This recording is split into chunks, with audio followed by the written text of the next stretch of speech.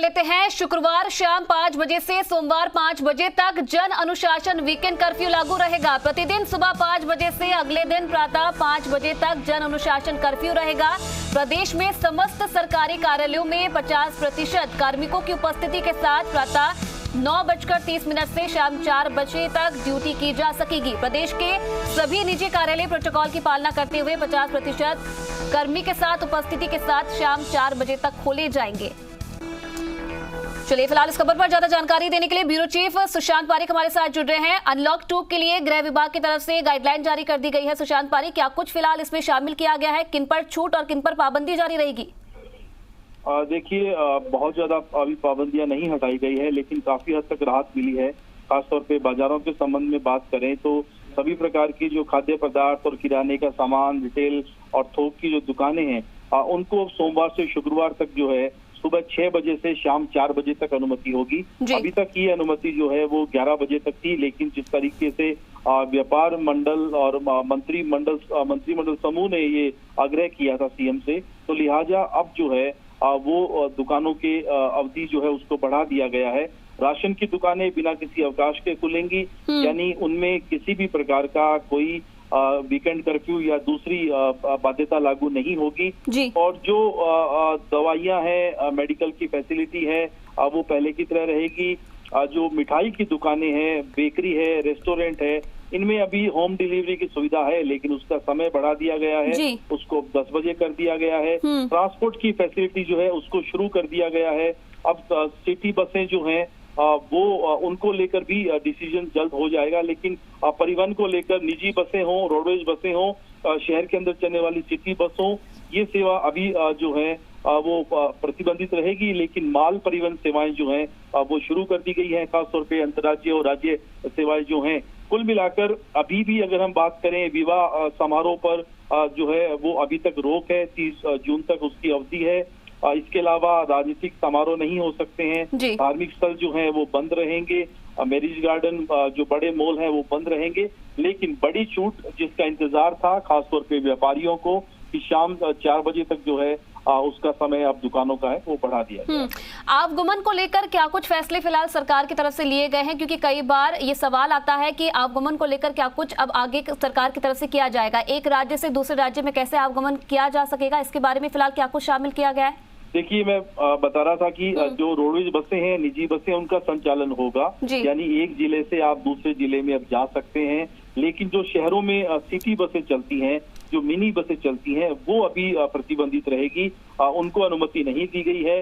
इसके अलावा जो यात्रा करने वाली बसें होंगी, चाहे वो निजी हो, रोडवेज हो, सभी को यात्रा के बाद सैनिटाइज किया जाएगा। निजी वाहनों का भी आवागमन जो है अब सोमवार से शुक्रवार शाम 5 बजे से सुबह 5 बजे से शाम 5 बजे तक रहेगा। यानी अब आप अपने निजी वाहनों से भी यात्रा कर सकते हैं, एक बड़ी छूट है।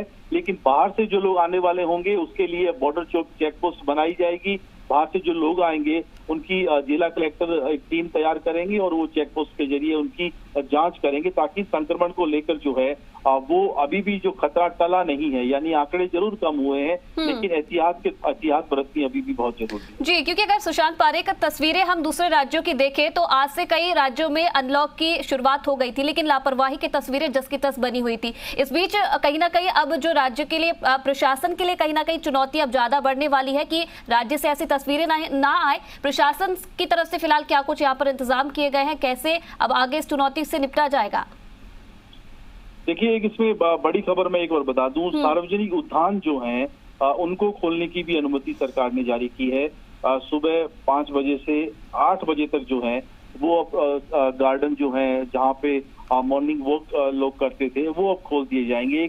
उन लोगों के लिए एक राहत की बात। लेकिन जिसकी बात आप कर रही हैं कि बड़ी संख्या में लोगों की मौजूदगी अनलॉक के बाद दिल्ली में जिस तरह से हमने देखा जाम की स्थिति बनी, नोएडा में जो तस्वीरें हैं, वैसी स्थिति नहीं बने तो निश्चित तौर पे सरकार चाहेगी कि पाबंदियां जो जिनमें राहत दी गई है उनमें अभी भी हेल्थ प्रोटोकॉल की पालना बहुत महत्वपूर्ण है। इसके अलावा हम बात करें पेट्रोल डीजल के जो पंप हैं उनको भी छूट दी गई है। 5 बजे से सुबह 5 बजे से शाम 5 बजे तक ये अब खुले रहेंगे। अभी तक ये अनुमति जो है वो 11 बजे तक थी। इसके अलावा समस्त उद्योग जो हैं उनमें निर्माण से संबंधित इकाइयों में काम करने की अनुमति होगी। ये फैसला पहले भी सरकार कर चुकी थी ताकि मजदूरों का पलायन रोका जा सके, और जो फैसला रहा उससे काफी हद तक जो है वो अनुमति उसमें राहत भी मिली थी। और सबसे बड़ा फैसला व्यापारियों के लिए अब जो बाजारों के खुलने का समय बढ़ाया गया है अलग अलग दुकानों के हिसाब से। और खास बात ये भी है, गृह विभाग की तरफ से इस गाइडलाइन में जिला कलेक्टर जो है उनको काफी सारे दिशा निर्देश दिए गए हैं अपने अपने जिले में इस गाइडलाइन की पालना। कहीं अगर लगे कि लापरवाही हो रही है तो जिला कलेक्टर के पास ये प्रावधान भी होगा कि वो एक्शन भी ले सके। जी, जिस तरीके से आप बता रहे हैं, क्या कुछ और जानकारी है कि कब से जो ये गाइडलाइन है ये जारी हो जाएगी, लागू हो जाएगी प्रदेश में?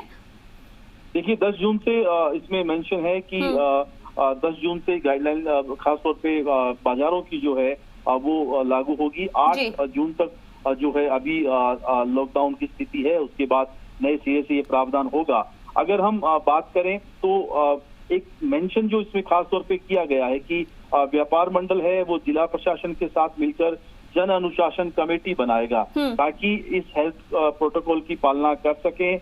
ये इसमें खास तौर पे प्रशासनिक अधिकारी होंगे, व्यापार मंडल के लोग होंगे, और अगर कहीं कुछ चूक हो तो निश्चित तौर पर एक्शन भी लिया जा सके। और ये कोशिश इस लिहाज से भी जरूरी है क्योंकि बिना व्यापारियों के, बिना दुकानदारों के सहयोग के, समन्वय के ये काम सुनिश्चित नहीं होगा। तो एक अच्छा कदम है। राज्य सरकार चाहती है कि मिलजुल के जो है वो धीरे धीरे वापस आर्थिक मोर्चे पर भी जो है चीजों को पटरी पर लाया जा सके, जन जो व्यवस्था है उसको भी सुचारू किया जा सके, और साथ में उस खतरे से भी बचा जा सके जो कोरोना के आंकड़ों में कमी के साथ जो राहत मिली है उसको बरकरार रखा जा सके। चलिए, बहुत धन्यवाद सुशांत पारिक तमाम जानकारी देने के लिए। तो सरकार की तरफ से कोरोना की नई गाइडलाइन यहाँ पर जारी कर दी गई है। चलिए, तो फिलहाल इस बुलेटिन में इतना ही। देश प्रदेश की तमाम खबरों के लिए आप देखते रहिए जी राजस्थान।